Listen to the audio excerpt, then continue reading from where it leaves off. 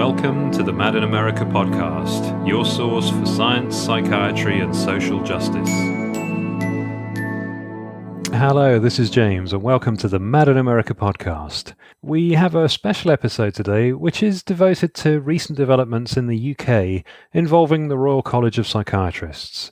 Professor Reid from the University of East London took time out to bring us up to date on the response to a formal complaint lodged with the UK Royal College of Psychiatrists on behalf of a group of 30 academics, psychiatrists and people with lived experience. Professor Reid, thank you so much for taking the time out to talk to us again in what's the middle of quite an exciting time for anybody involved in this complaint. So just to remind listeners really of what's led up to this. So on March the 9th this year, a group of 30 academics, psychiatrists and people with lived experience wrote to the UK Royal College of Psychiatrists to challenge public statements that senior members of the college had made about antidepressant withdrawal in the Times newspaper. And really, John, I'm grateful to catch up with you because since submitting that complaint on March the 9th, I believe there's now been a response from the college. So I just wondered if it was okay if you could kind of take us through what the response says and what the reaction has been of the people that wrote the initial complaint letter. Yeah, glad to, James. Good to be with you again. Just to back up ever so slightly, just to remind listeners what the statement said that we took offence to. The statement said in the Times, written by the president and the chair of the Royal College's Psychopharmacology Committee, they claimed that, quote, the vast majority of people don't experience withdrawal symptoms from antidepressants in the vast majority of people don't last beyond 2 weeks. This is blatantly false, of course, and all the research says so, and there isn't any research to support them. So we did write to them before we lodged the complaint, asking them to retract or provide the evidence. They didn't provide any evidence, nor did they retract, so hence the complaint. So here we are now, and their response, unfortunately, has made things even worse. Their response ranges, they have rejected the complaint, which is no surprise to us, of course. They've refused to retract the statement. They've still failed to produce any evidence. And they've given 4 reasons why they retract, which range from the irrelevant to the disingenuous. So let me just a sense of how they've responded. They've talked about the letter in the Times was probably edited. They don't say it was. They imply that it was edited. And that implies, of course, that there was some research that they would have included had they had space. But interestingly, they don't send us a copy of the original letter, which they claim or imply was edited.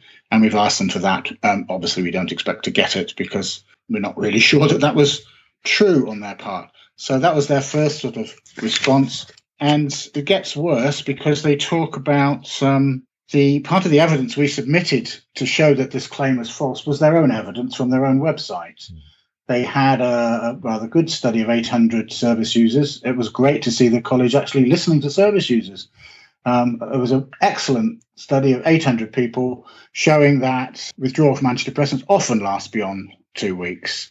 And that amazingly disappeared within 48 hours of their making those false statements, and within 12 hours of the college, of the Council for Evidence Psychiatry, challenging them, saying, you can't make that statement because your own website says it's false. Then that miraculously disappeared. They come up with a range of reasons, all misleading, about why they took it down. They said they took it down because it was out of date. We've checked, and there's 50 on there that are also out of date that haven't come down, etc., etc. So what we've written about their withdrawal of that website is, this is in our response to them, to withhold or suppress research evidence because it is potentially embarrassing to 2 senior officials who have made a public statement that is contradicted by that evidence, might be seen to position the college beyond the traditional parameters of scientific practice. And the 30 of us go on to then say, to then present reasons for doing so, which any impartial observer would consider to be misleading, in conjunction with the various other examples of misleading statements identified in your response, might be seen to position the Royal College beyond the traditional parameters of professional ethics. Our biggest concern, however, was a blatant misrepresentation of NICE guidelines in their response to our complaint. NICE is the National Institute for Clinical Excellence. And in the absence of any evidence to support their 2-week claim, which we keep asking for but never get, they send us a statement by NICE, which says that doctors should, quote, explain that symptoms are usually mild and self-limiting over about 1 week, which would seem to support them if there was any evidence behind that. And we've looked very carefully, and there actually isn't any in the NICE guidelines to support that. So that is just NICE making the same mistake as Professors Burns and Baldwin. But most importantly in all of this, the Royal College left out the second half of that sentence, which says, quote, but can be severe, particularly if the drug is stopped abruptly. So they actually doctored that sentence in an official document dealing with a complaint about minimizing the effects of antidepressant withdrawal. So what we have said about that is that this compounds the offence and is a matter of grave concern. We didn't expect them to look favourably on the complaint. We understand it. We put them in a difficult position. But the level that they've sunk to in responding to it beggars belief. So we have written back to them, as I said. We've asked them 14 questions about their procedure. I won't go into all of those because the procedure they followed was very strange. Their letter of response didn't understand that when you respond to a complaint, you have to explain what you did, who was interviewed, what the procedure was, etc., etc. There was nothing. It just said from the registrar, I have decided. Astonishing. So we have 14 questions about what they actually did. We want to know who doctored that sentence. We want to know who was involved. Were any people with in receipt of drug company money involved, etc., etc. And then we will decide whether to lodge an appeal with them or to take it to another higher body. So I'll stop there. We'll watch this space. We've given them 14 days to reply to our 14 questions. We'll see what happens after that. Yeah, absolutely. Well, I think, John, just personally for me, obviously being a signatory to the complaint, then, like you, I had realistic expectations about what the outcome might be, but I think, I did expect at least some effort to provide some evidence that backed up their public statements, and to not receive that, I think that, that's what disappointed me most, is that, this is an issue of the evidence base supporting those statements in part, isn't it? And to not even appear to make the effort to find the evidence that backs up their claims, that to me made it feel like they weren't taking the complaint at all seriously in any way. Yeah, I couldn't tell, James, whether they spent hours and hours looking for it and it just isn't there, or they just couldn't be bothered to look for it.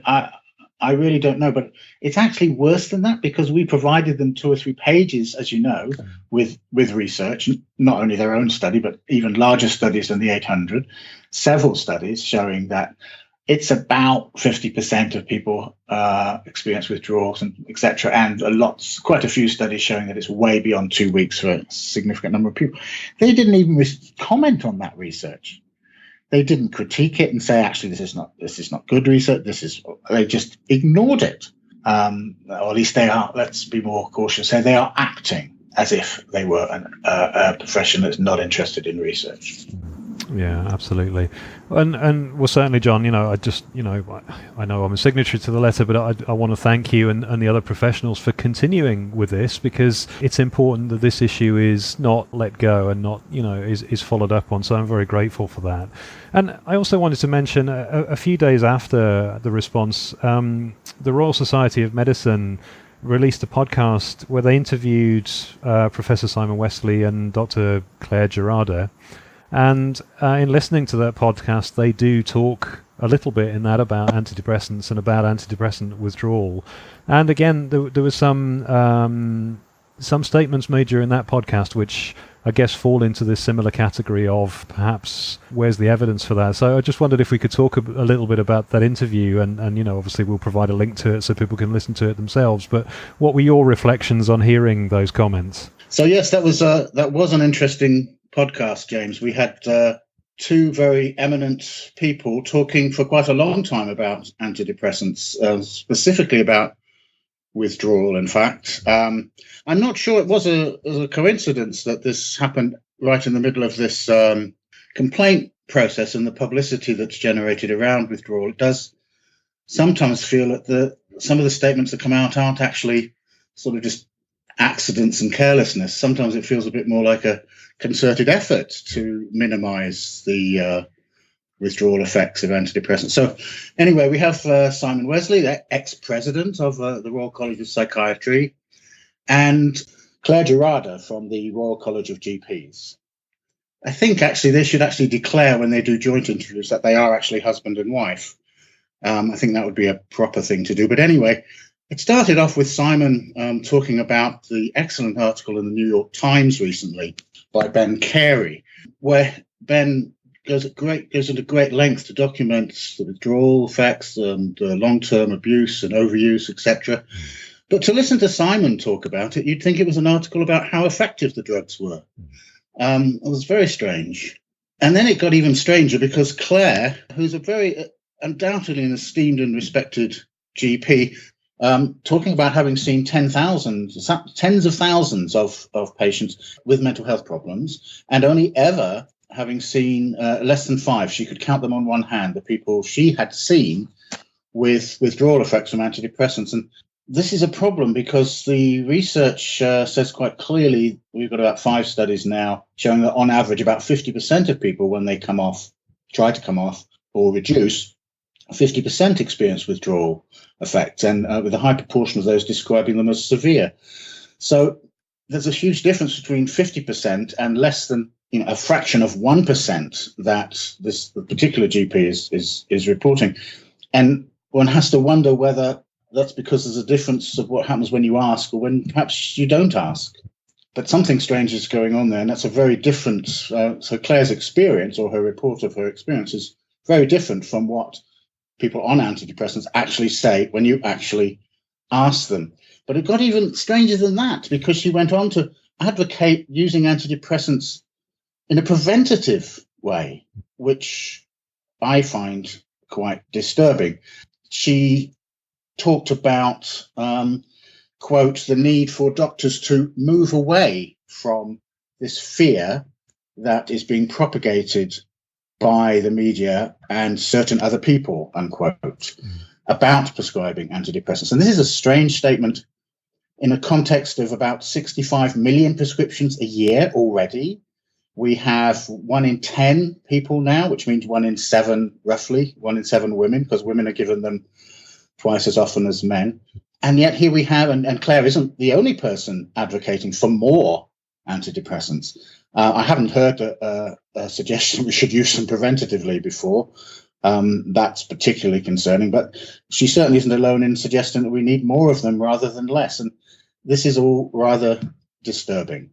But I'd rather move us on to some positive developments that have occurred in the past week, which are really going to get us to a better situation where hopefully there's less indiscriminate prescribing, and certainly people who are withdrawing are getting the support and the proper information, accurate information about withdrawal that they need.